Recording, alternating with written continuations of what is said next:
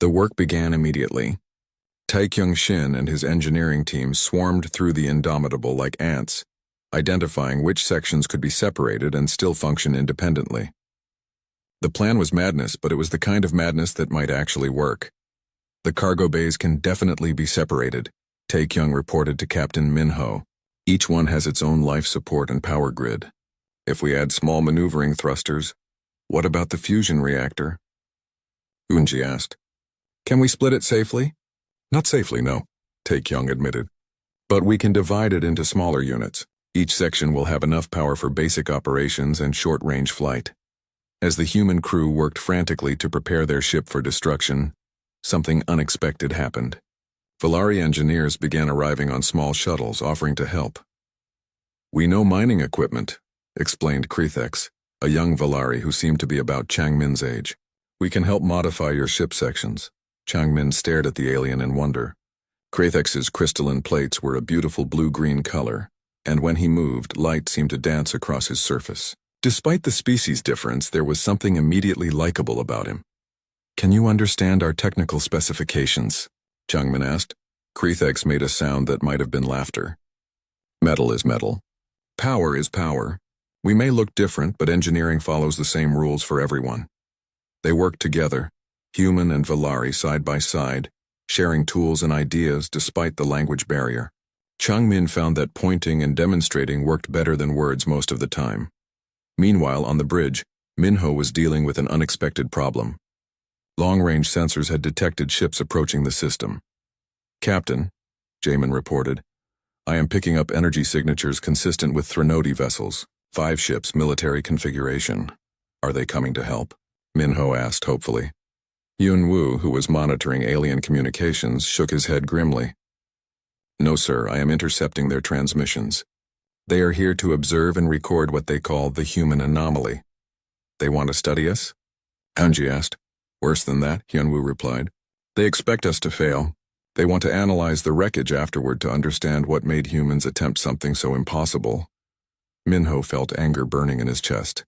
The Threnody had abandoned their allies and now wanted to watch humans die trying to save them. It was the kind of cold calculation that made his skin crawl. Let them watch, he said grimly. Maybe they will learn something. Down in the ship's medical bay, Dr. Sujin Kang was making her own discoveries. Several injured Valari had been brought aboard, victims of equipment failures caused by the increasing solar radiation. Their biology is more compatible with ours than I expected, she reported to Minho. They breathe a nitrogen-oxygen mix similar to our atmosphere. Their body chemistry responds to some of our basic medical treatments. That is good news, Minho replied. Can they survive in our emergency shelters? Yes, but there is something else, Sujin said, her voice filled with wonder. Captain, their crystalline plates are not just protective armor. They are somehow connected to their nervous system. When I treat their injuries with compassion and care, the crystals actually glow brighter. What does that mean? I think their emotional state affects their physical structure. The more hope and gratitude they feel, the stronger they become. This information reached Yunji at exactly the right moment. She had been struggling with power calculations for the evacuation pods, trying to figure out how to make the reactor fragments provide enough energy for all the separated ship sections. Wait, she said suddenly. If Valari biology is quantum crystalline, and their emotional state affects their physical structure, she ran to her computer and began entering new equations. What she found made her heart race. Captain, she called excitedly. I think I understand something incredible. The Valari are not just passengers. They might be able to help power the evacuation. How is that possible? Their crystalline biology appears to have quantum properties, Yunji explained rapidly. When they experience strong positive emotions, gratitude, hope, determination, their bodies generate energy fields that could supplement our power systems. Minho stared at her. Are you saying that the more we help them, the stronger they become? And the stronger they become, the more they can help us? Exactly. It is a feedback loop. Human compassion strengthens Valari crystals, which generates energy, which makes rescue more possible, which increases hope, which strengthens the crystals even more. It sounded impossible, but then again, so did everything else they were attempting. The evacuation began with the first ship section, Cargo Bay Alpha, now equipped with its own thruster system and carrying 45,000 Valari refugees. Donghyun Ryu, Normally the ship's shuttle pilot volunteered to fly the makeshift vessel. Bay Alpha away, he reported as the converted cargo section separated from the main ship. All systems stable. The passengers are glowing. It was true. The Valari refugees were literally glowing with bioluminescent light, their crystalline plates shimmering with energy. Their gratitude and amazement at being rescued was visible in their very bodies. Dong-hyun, Yoonji called excitedly. Check your power readings. This cannot be right, Dong-hyun replied. My energy output is 150% of normal. The reactor fragment should not be able to produce this much power. It is the passengers, Yoonji explained. Their quantum crystalline structure is resonating with your power systems. They are not just passengers, they are helping to fly the ship. Back on the station, Vexhai watched in amazement as humans and Valari worked together to load more refugees. Your people are remarkable, he told Minho over the communication link. We have never seen such determination. Your people are pretty remarkable too, Minho replied. They are literally helping to power their own rescue. As the second evacuation pod launched, carrying another 45,000 refugees, something even stranger happened. The dying star's radiation, which had been interfering with ship systems, began to have less effect on the human Valari vessels. It is like the universe is bending to help us, whispered Miran Cho, who was coordinating the loading operations. Maybe it is, Changmin said as he helped Krithek secure cargo restraints. The young Valari had become his constant companion, and together they had solved engineering problems that should have been impossible. By the fourth evacuation pod, the Threnody observers were broadcasting confused reports back to their empire. The primitive human vessels were not only surviving conditions that should have destroyed them, they were actually performing better than the laws of physics said they should.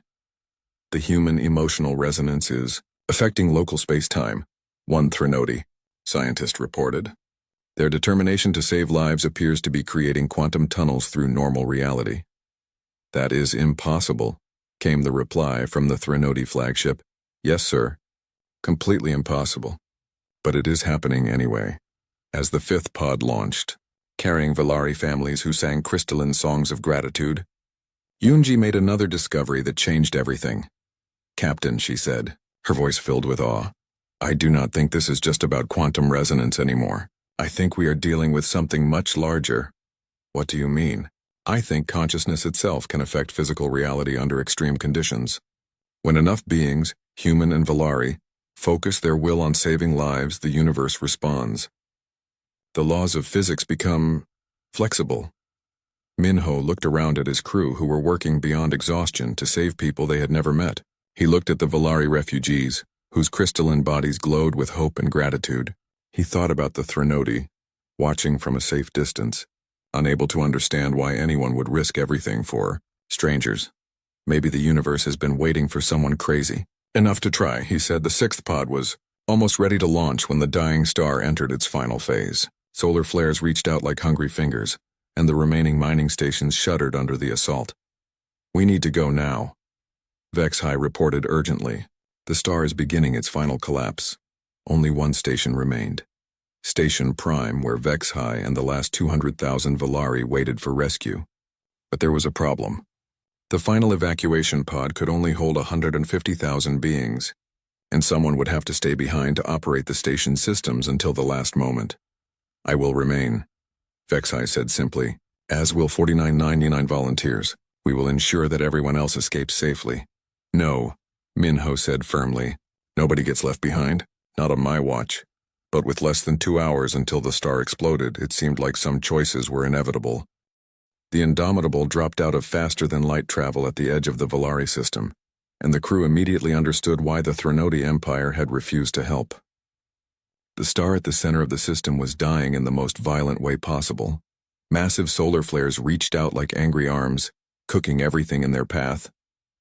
The inner planets were already gone, turned to molten rock by the increasing heat. Only the outer planets remained, and they would not last much longer. My God, whispered Yoonji Nam as she stared at the sensor readings. The energy output is incredible. That star is going to explode within the next 15 hours. Captain Min Ho-yoon felt his stomach drop. They had hoped for at least 20 hours to conduct rescue operations. 15 hours was barely enough time for one evacuation run, let alone the multiple trips they would need. Jamin, can you establish contact with the Valari stations? Minho asked. The communications officer worked frantically at his console. I am trying, sir. The solar interference is making it difficult. Wait, I am getting something. The main screen flickered to life, showing a fuzzy image that slowly cleared. The bridge crew fell silent as they got their first look at an alien being. The Valari looked like a cross between an insect and a living crystal. Their bodies were covered in shimmering, translucent plates that seemed to catch and reflect light in beautiful patterns. They had 4 arms, 2 legs, and large eyes that glowed with inner light.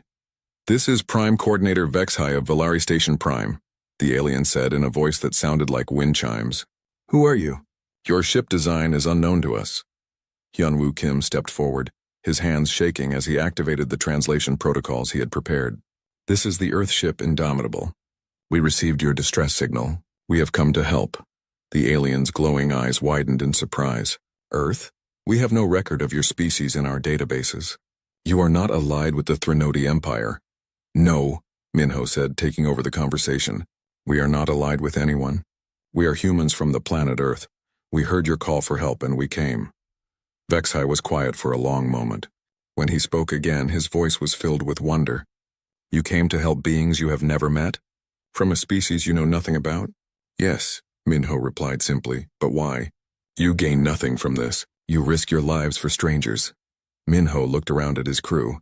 How could he explain the human instinct to help others even at great personal cost? How could he make an alien understand something that even humans sometimes found hard to explain? Because it is the right thing to do, he said finally. Vexhai's crystalline plates shimmered with what might have been emotion. The Threnody abandoned us.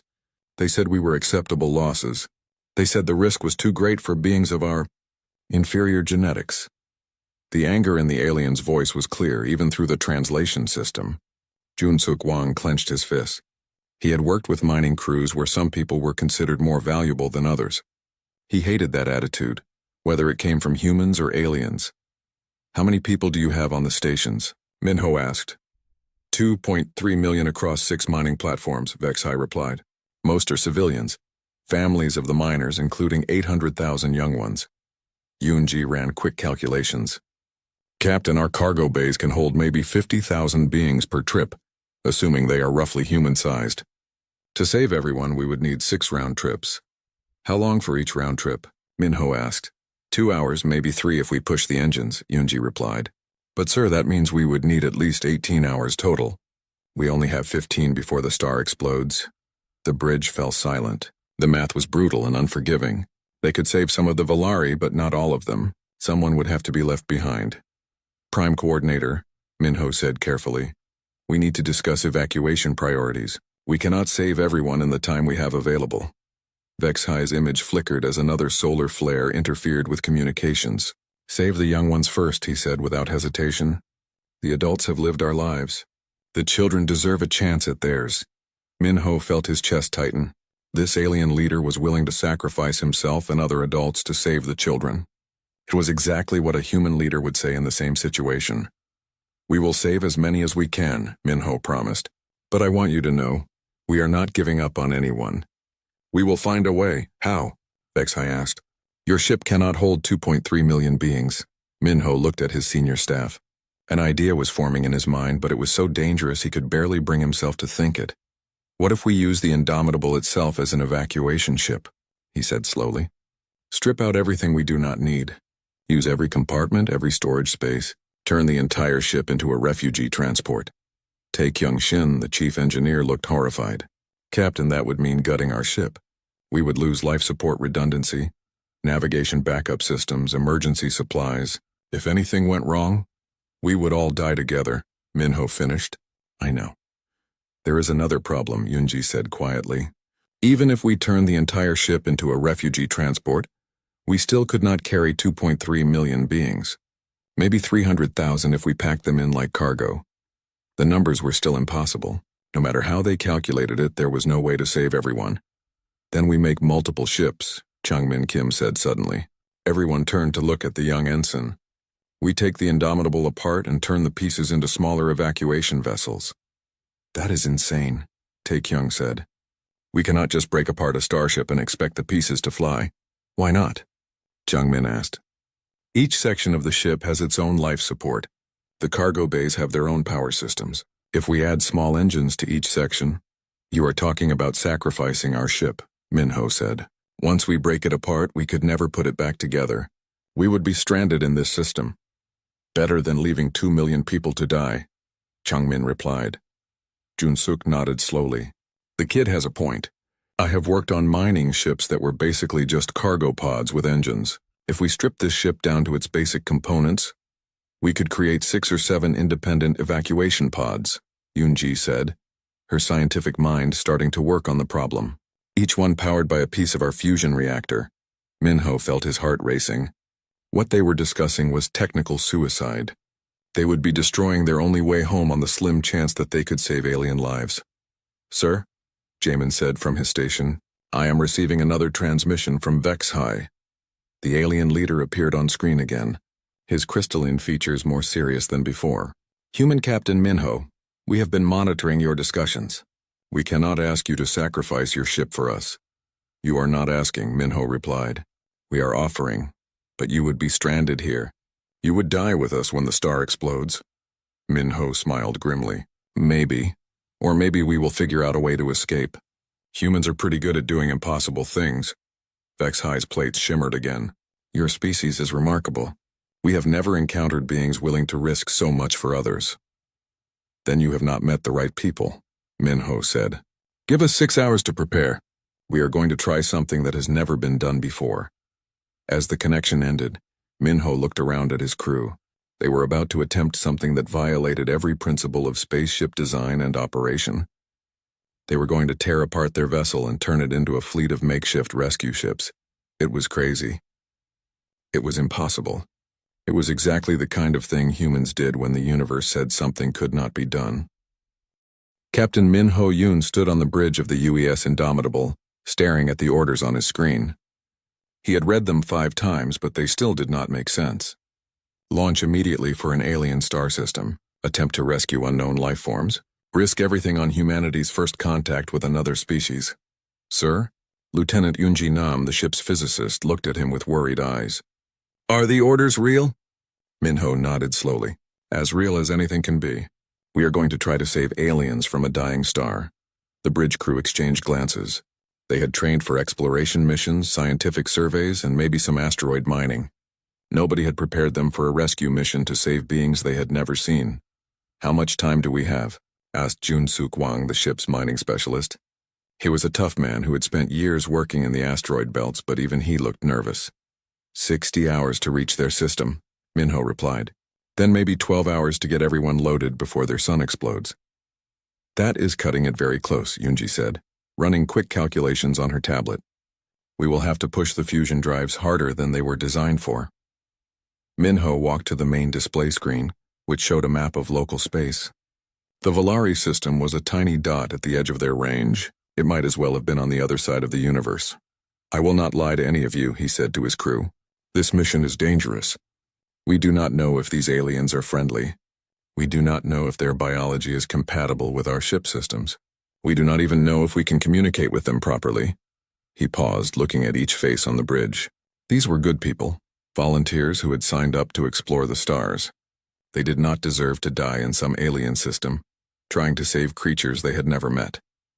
Anyone who wants to transfer off this ship can do so now, Minho continued. I will not think less of anyone who chooses to stay behind. The bridge was quiet for a long moment. Then Jun-Suk spoke up.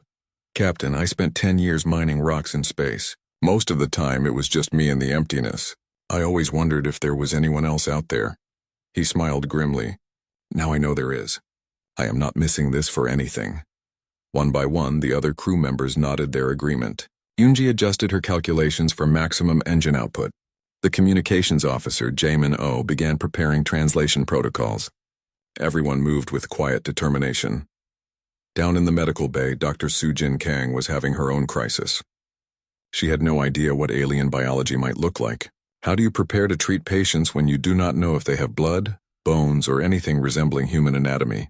I guess we start with the basics, she muttered to herself, gathering supplies. Oxygen, water, basic nutrients. If they breathe something else or eat something toxic to us, We will figure it out when we get there.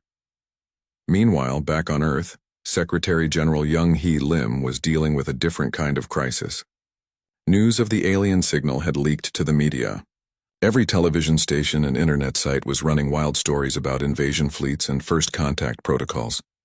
"Madam Secretary," her aide said nervously, "the Chinese ambassador is asking why Korea gets to make first contact.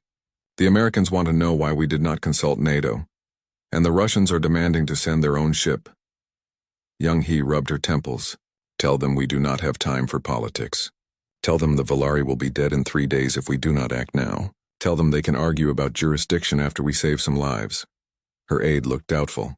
"I do not think they will accept that answer." "Then tell them this," Young Hee said firmly. "Korea discovered the signal. Korea has the only ship ready for deep space missions, and Korea is going to do what is right, regardless of what anyone else thinks." Back on the Indomitable, Hyun-Woo Kim had been brought aboard as an emergency translator. He sat in the communications room with Yemin, trying to prepare for conversations with beings they knew nothing about. The mathematics in their distress call was clear, Hyun-Woo explained. They use base 12 counting, which suggests they might have 6 fingers on each hand. Their time measurements are different from ours, but we can convert them. "What about language?" Jamin asked. "How do we talk to them?" "We start with pictures and numbers," Hyun-Woo replied. "Universal concepts like physics and chemistry. If they are smart enough to build space stations, they understand the same scientific principles we do." As the Indomitable prepared for launch, more volunteers kept arriving. Engineers, doctors, linguists, and even some military personnel who wanted to be part of humanity's first rescue mission. The ship was designed for a crew of 200, but more than 300 people had volunteered. "We cannot take everyone," Min-ho told his senior staff. "We need to save space and wait for the refugees." "Sir," said Changmin Kim, a young ensign fresh from the academy, "what if some of us stay behind on the alien stations? To help with the evacuation? We could make more room on the ship for refugees." The senior officers stared at him. What he was suggesting was essentially a suicide mission. If they stayed behind to help load civilians, they would not make it back to the ship before the star exploded. "That is very brave," Min-ho said carefully, "but I cannot ask anyone to do that." "You are not asking," Changmin replied. "I am volunteering, and I know others will too." Min-ho felt a heavy weight in his chest. These young people were willing to die for aliens they had never met. It was either the most noble thing he had ever seen or the most foolish. "We will discuss that option when we get there," he said finally. "Right now, let us focus on reaching the Valari system alive." The launch came sooner than anyone expected. Political pressure from other nations was mounting, and Secretary General Young Hee decided to send the ship before anyone could stop them. "Indomitable, you are cleared for departure," came the voice from Mission Control. "Good luck, and may you bring honor to all humanity." Min-ho felt the fusion drives ignite beneath him. The ship accelerated smoothly away from Earth, heading for a star system where millions of beings were counting down their final hours. "Time to destination?" he asked. 59 hours, 37 minutes, Yoonji replied. "Assuming everything goes perfectly," Min-ho smiled grimly. In his experience, nothing ever went perfectly. But sometimes, if you were very lucky and very determined, you could make the impossible happen anyway. Behind them, Earth shrank to a tiny blue dot. Ahead lay the unknown, and the slim chance of saving lives that mattered just as much as human ones. Dr. Hyun-Woo Kim rubbed his tired eyes and stared at the computer screen. He had been working at the Seoul Deep Space Communication Array for 12 hours straight. Most days his job was boring. He listened to empty space, hoping to find something interesting among the radio waves and cosmic noise. But today was different. A strange pattern kept appearing in the data. At first, Hyun-Woo thought his equipment was broken. The signal was too organized, too purposeful to be natural. He ran the data through every filter and test he could think of. Each time, the same result came back. This was not random noise from space. This was a message. Hyun-Woo's hands shook as he called his boss. Ji-Yeon Park, the facility director, arrived 20 minutes later with coffee and worried eyes. She was a practical woman who did not get excited easily. But when Hyun-Woo showed her the data, her coffee cup hit the floor. "Are you sure about this?" Ji-Yeon asked, her voice barely a whisper. "I have checked it 50 times, Hyun-Woo replied. "This is definitely artificial. Someone or something sent this message. They worked together for the next 6 hours, breaking down the signal piece by piece. What they found made their hearts race. The message was not random at all. It had structure, mathematics, and what looked like star charts. More importantly, it was not meant for Earth. The signal was a distress call. Hyunwoo managed to decode parts of the message using basic mathematical principles. The beings who sent it called themselves the Valari. They were asking for help from someone called the Threnody Empire. Their son was dying and they needed evacuation ships immediately. "Look at these numbers," Hyunwoo said, pointing at his screen. "They have 2.3 million people trapped on mining stations around their outer planets. And this timestamp here, if I am reading it correctly, they only have 72 hours before their sun explodes." Ji-un stared at the coordinates in the message. The Valari system was far away, but not impossibly far. With Earth's newest fusion drives, a ship could reach them in about 60 hours. The math was tight, but it could work. "We need to call the government," Ji-un said. "This is way above our level." Within an hour, their small control room was filled with important people. Dae-ho Lee, a military liaison, studied the data with suspicious eyes. So Young Choi, a young engineer from the space program, frantically ran calculations on her tablet. Government officials made phone calls in hushed voices. "This could be a trap," Dae-ho said. "We know nothing about these aliens. For all we know, this could be bait to lure our ships into an ambush. Or it could be exactly what it looks like," So Young replied. "A desperate call for help from people who are about to die." "People?" Dae-ho laughed bitterly. "These are not people. These are aliens. We do not know anything about them. We do not know if they are friendly or hostile. We do not even know if they look like us." Hyunwoo felt frustrated. While they argued, millions of beings were counting down their final hours. "Does it matter what they look like?" he asked. "They are going to die if no one helps them." "It is not our problem," Dae-ho said firmly. "Humanity has enough troubles without getting involved in alien wars." "This is not a war," So Young said, waving her tablet. "Look at my calculations. Their sun is going supernova. This is a natural disaster, not a conflict." Ji-un watched the argument with growing concern. She had spent her career listening to empty space, dreaming of the day humanity would find proof of other intelligent life. Now that moment had arrived, and all anyone could do was argue about politics and safety. "There is something else," Hyunwoo said quietly. The room fell silent. "I intercepted another message 30 minutes ago. It was the Threnody Empire's response to the Valari distress call." Everyone leaned forward. "They said no," Hyunwoo continued. "The Threnody said the distance was too great and the risk too high. They called the Valari genetically inferior and said their loss was acceptable." The room erupted in shocked voices. So Young looked sick. "They are abandoning them? Their own allies?" "It appears so," Hyunwoo said. The Valari sent one final message after that. They said they understood and would face their fate with dignity. They thanked the Threnody for the years of friendship. Dae-ho shook his head. "This proves my point. If their own allies will not help them, why should we risk our necks?" "Because we can," So Young said, her voice growing stronger. "Look at these numbers. The UES Indomitable is ready for deep space missions. It has the range, the speed, and the cargo capacity. We could save some of them." "Some of them," Dae-ho repeated. "You said it yourself, 2.3 million beings. How many could one ship carry?" So Young looked down at her calculations. "Maybe 50,000 per trip. If we made multiple runs..."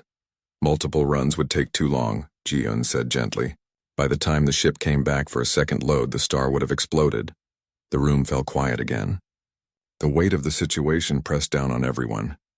Somewhere in space, millions of intelligent beings were preparing to die. Earth had the technology to help, but not enough to save them all. "We could try," Hyunwoo said finally. "We could save who we can, and risk our only deep space vessel?"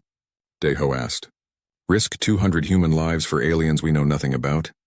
"Risk 200 human lives to save 50,000 innocent beings," So Young corrected. "That sounds like pretty good math to me." Dae-ho looked around the room. "You are all crazy. Completely insane." But Ji-un was already reaching for her phone. "I need to speak with Captain Min-ho Yoon," she said. "And patch me through to Secretary General Young-hee Lim. We have a decision to make." As the adults argued about politics and risks, Hyunwoo turned back to his monitors. The Valari signals were getting weaker. Time was running out for people he had never met in a place he had never seen. People who did not even know Earth existed. But somehow, that made helping them feel even more important. Outside, the sun was setting over Seoul. In a few hours, it would rise again, just like it had for billions of years. The Valari would not be so lucky. Their sun would never rise again, unless humanity decided to do something impossible. Captain Min-ho Yoon stared at the final evacuation numbers, refusing to accept what everyone else could see clearly. The math was brutal. 200,000 Valari remained on Station Prime, but the last evacuation pod could only hold 150,000. Someone had to stay behind. There has to be another way, Min-ho said for the 10th time in the past hour. Captain, Vex-Hai's voice came through the communication system. We have accepted our fate. Save who you can.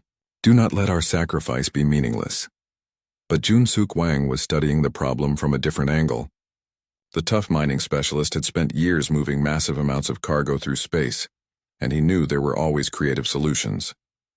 What if we do not use the evacuation pod at all? He said suddenly. Everyone turned to look at him. Explain, Min-ho ordered. We still have the main hull of the Indomitable, Jun-Suk said. We stripped out the cargo bays and other sections, but the basic framework is still intact.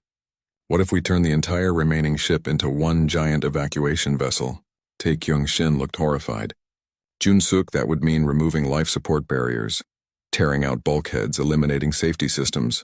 The ship would become one big open space with no backup anything. Exactly, Jun-Suk replied.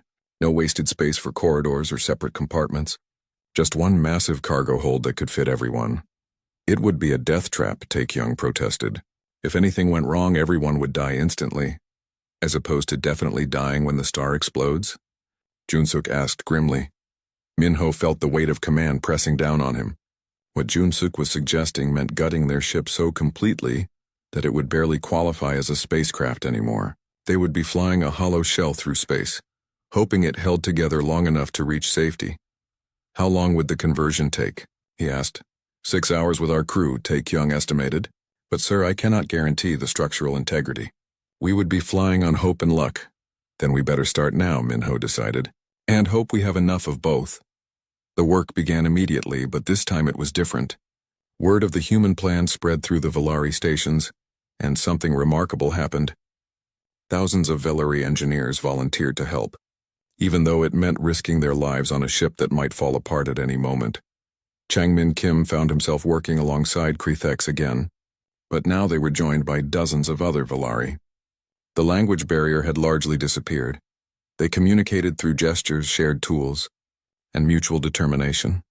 Your people are crazy, Krethex told Changmin as they removed another bulkhead. His translation device made his words sound amused rather than critical. Yeah, we get that a lot, Changmin replied, grinning as he helped lift a heavy panel. Your people are pretty crazy too, volunteering to fly in this thing. We learned from watching you, Krethex said. Sometimes crazy is the only way to do impossible things.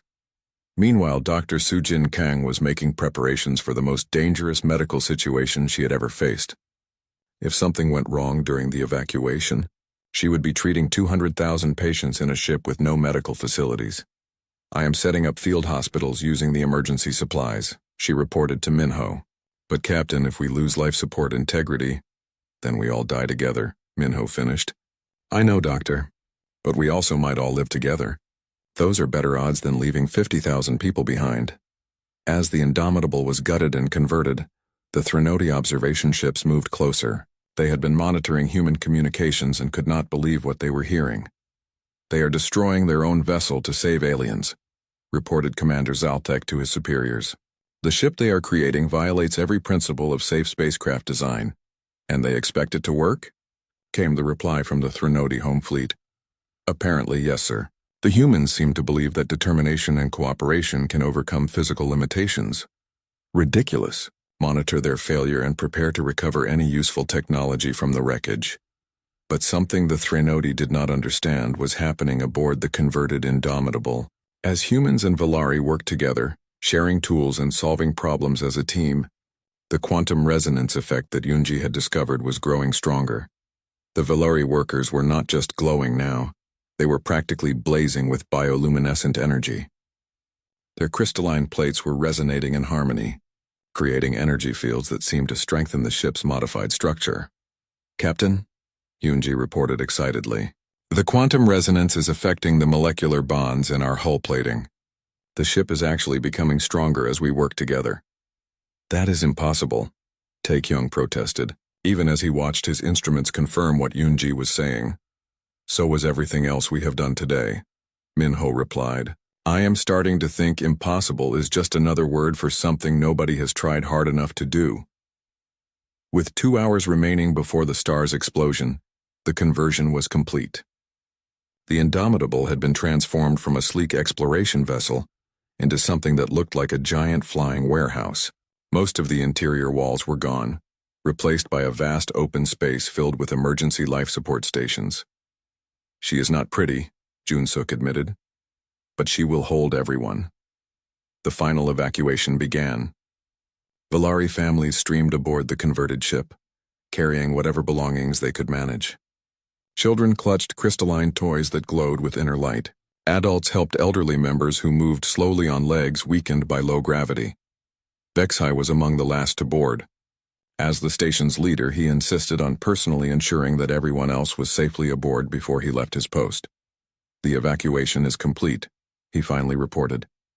200,000 souls aboard your vessel, Captain Minho. Welcome aboard the... Well, I guess we cannot call it the Indomitable anymore, Minho said.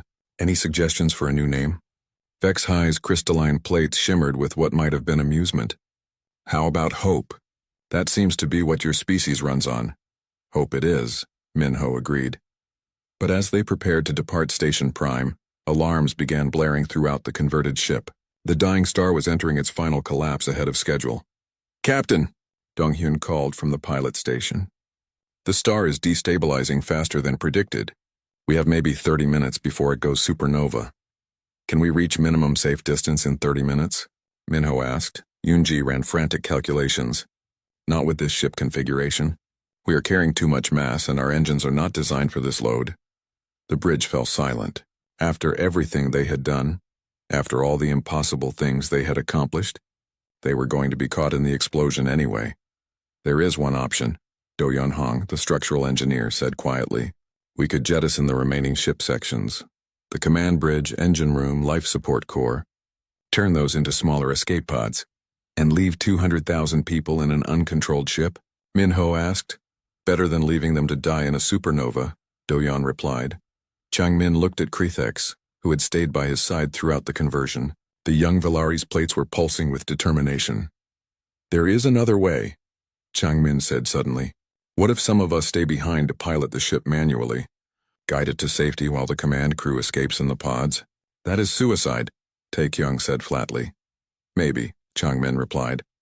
Or maybe it is what heroes do. Krithex stepped forward. If Chang-min stays, I stay too. We work well together. One by one, other crew members began volunteering. Engineers, pilots, even Dr. Soo-jin, who insisted the refugees would need medical care during the journey. You are all insane, Minho said, but his voice was filled with pride rather than anger. We learned from the best, Jun-suk replied with a grin. As the dying star began its final, violent collapse, 12 humans and 30 Valari prepared to guide a ship full of refugees to safety, knowing they would probably not survive the journey themselves. Outside, the Threnody observation ships watched in amazement as the impossible once again became merely improbable.